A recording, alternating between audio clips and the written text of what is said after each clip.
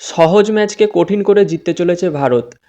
জিততে চলেছে বলছি কারণ এখনও খেলা চলছে বাংলাদেশের বিরুদ্ধে। এই মুহূর্তে ভারতের স্কোর রয়েছে 200 রানে 4 উইকেট। 43 বলে 29 রান করতে হবে। ক্রিজে টিকে রয়েছে কেএল রাহুল এবং শুভমান গিল। শুভমান গিল ব্যাট করছে 86 এবং কেএল রাহুল ব্যাট করছে 26 রানে। তো জিততে চলেছে বলছি কারণ যখন টসে জিতে বাংলাদেশ ব্যাট করার সিদ্ধান্ত নেয়, অ্যাকচুয়ালি এটা খুব ভালো একটা সিদ্ধান্ত নিয়েছিল বাংলাদেশের ক্যাপ্টেন নাজিমুল হোসেন শান্ত। কারণ দুবাইয়ের যে পিচ ছিল সেই পিচে কিন্তু যখন সন্ধে হবে মানে রাত হবে তখন শিশির পড়বে, তো সেই সময় কিন্তু স্পিনাররা ভালো সুযোগ পাবে, কাজে লাগাতে পারবে। তো সেই কারণেই কিন্তু টসে জেতার পরে নাজিমুল হোসেন শান্ত বাংলাদেশের ক্যাপ্টেন ব্যাট করার সিদ্ধান্ত নেয় এবং এটা একটা ভালো সিদ্ধান্ত ছিল। তবে ভারতের যা বোলিং অ্যাটাক ছিল মোহাম্মদ শামি, যদিও জসপ্রীত বুমরা নেই, তো মোহাম্মদ শামির সঙ্গে কিন্তু সমান তালে তাল মিলিয়ে গেছে হর্ষিত রানা। এই বিষয়ে একটা কথা বলে রাখি, চ্যাম্পিয়ন্স ট্রফি শুরু হওয়ার আগে যখন দল ঘোষণা হয় তখন কিন্তু অনেক কেউ বলছিল যে গৌতম গম্ভীর নাকি পক্ষপাতিত্ব করছে, যে কেকেআরের প্লেয়ারদের সুযোগ দিচ্ছে। জসপ্রীত বুমরা যখন ইঞ্জুরির কারণে ছিটকে গেল এবং তার পরিবর্ত হিসাবে যখন ভারতীয় দলে চ্যাম্পিয়ন্স ট্রফির স্কোয়াডে হর্ষিত রানা এবং বরুণ চক্রবর্তীকে ঢোকানো হলো, তখন কিন্তু অনেকেও বলছিল যে কেকেআরের প্লেয়ারদের বেশি টানছে গৌতম গম্ভীর, কিন্তু এমনটা নয়। দেখো হর্ষিত রানা যে পারফরমেন্সটা করছে এটা দেখেই তোমরা বুঝতে পারবে প্লেয়ারটার মধ্যে ট্যালেন্ট আছে। তো যাই হোক, তো একসময় বাংলাদেশের 35 রানে 5 উইকেট পড়ে গেছিল। তো সেই সময় মনে হচ্ছিল হয়তো বাংলাদেশ খুব কষ্ট করে 100 রানও করতে পারবে কি পারবে না তাই নিয়ে সন্দেহ ছিল। তো সেই সময় কিন্তু বাংলাদেশের দুটো প্লেয়ার বাংলাদেশের হাল ধরে, মানে ব্যাটিংয়ের হাল ধরে। এক হলো জাকির আলী এবং দুই হলো তৌহিদ হৃদয়। তবে তাদের মানে তিনটে ক্যাচ ওঠে, সেই ক্যাচগুলো মিস করে হার্দিক পান্ডিয়া, কেএল রাহুল এবং ক্যাপ্টেন রোহিত শর্মা। বোধহয় জাকির আলীর ক্যাচ ছিল।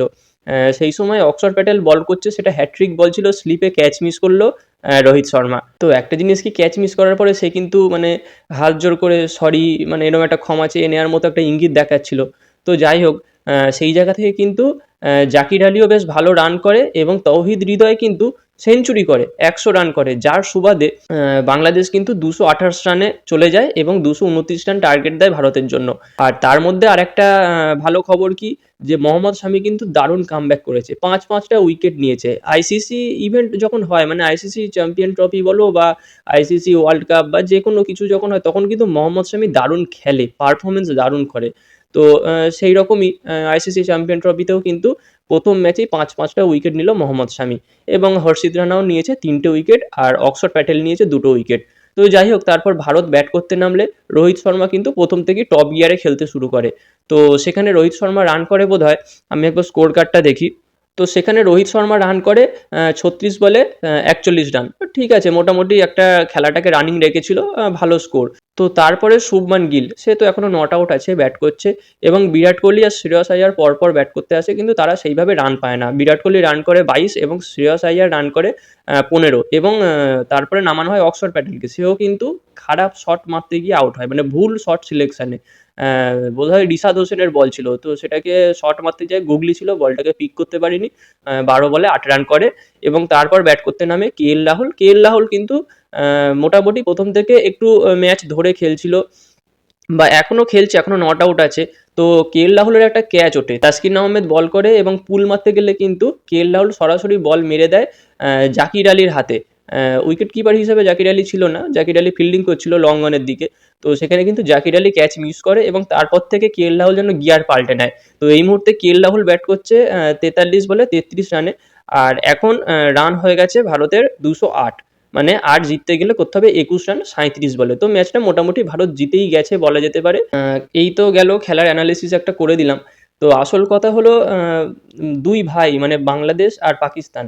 পাকিস্তানকে তো নিউজিল্যান্ড প্রথমেই দিয়ে দিয়েছে, তো বাংলাদেশকেও ভারত মোটামুটি দিয়েই দিয়েছে বলা যেতে পারে। আর হয়তো 10-15 মিনিটের অপেক্ষা, তারপরেই খেলার রেজাল্ট বেরিয়ে যাবে। তো দুই ভাই আশা করছি গলা জড়িয়ে কান্নাকাটি হয়তো এবার শুরু করবে এবং এই ম্যাচটা জেতার পরে গ্রুপ এ থেকে নিউজিল্যান্ড এবং ভারত একটা করে ম্যাচ জিতে থাকলো, মানে তারা সেমিফাইনালের দিকে অনেকটা এগিয়ে গেল। আর পাকিস্তান আর বাংলাদেশ সেমিফাইনালে যাওয়ার জন্য তাদের রাস্তাটা অনেকটাই কঠিন হয়ে গেছে। মানে এর পরবর্তী যে দুটো ম্যাচ পড়ে থাকছে এই দুটো দলের জন্য তাদের কিন্তু দুটো ম্যাচই জিততে হবে, তবেই একটা ইকুয়েশন এসে দাঁড়াবে যে তারা সেমিফাইনালে যেতে পারবে কি পারবে না। তবে কি এই দুটো দলের মধ্যে একটা দলেরও সেমিফাইনালে যাওয়ার চান্স নেই। তো তারপরে আগামীকাল যে খেলাটা আছে সেটা হলো সাউথ আফ্রিকার সঙ্গে আফগানিস্তানের। সেই খেলাটার দিকে অবশ্যই নজর থাকবে। সেখানে আমি আফগানিস্তানকে অবশ্যই সাপোর্ট করব, প্রেফার করব, কারণ আফগানিস্তানের সঙ্গে ভারতের কিন্তু ভালো সম্পর্ক আছে। তো দেখা যাক সেই খেলার রেজাল্ট কী হয়। তবে অবশ্যই south Africa better side, south Africa একটু স্ট্রং পয়েন্ট, সাউথ আফ্রিকা একটু এগিয়ে থেকেই মাঠে নামবে। তবে খেলাটা খুব ভালো হবে, কড়াক্কড় হবে, এটুকু বলা যায়। তো এবার দেখা যাক রেজাল্ট কী হয়। তো এই ভিডিওতে এই পর্যন্তই। দেখা হচ্ছে পরবর্তী ভিডিওতে। Bye bye.